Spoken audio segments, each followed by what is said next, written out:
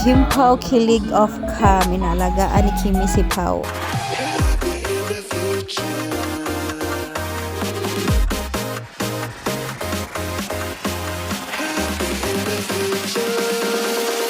Kim Chiu inalagaan at inasikaso ng mabuti si Paolo Abilino kanina sa Showtime kasi nga may pabiglaang surprise si BMC News sa kanyang secretary Kim, guys. Dahil nag-post nga sa kanyang ex si Vice Chairman or should I say si Paolo Abilino. So ito yung comments ng mga fans, guys.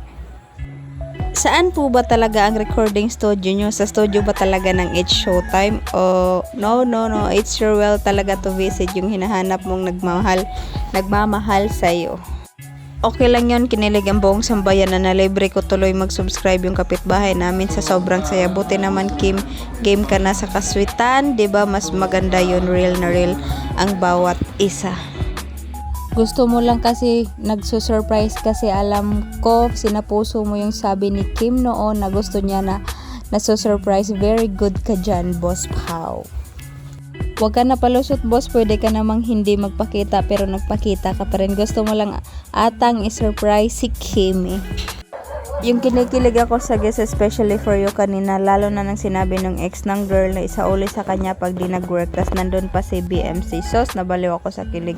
Today, umaapaw ng kiligan sa Showtime today. Grabe overload. Hashtag especially for you. Hashtag Kim Pao.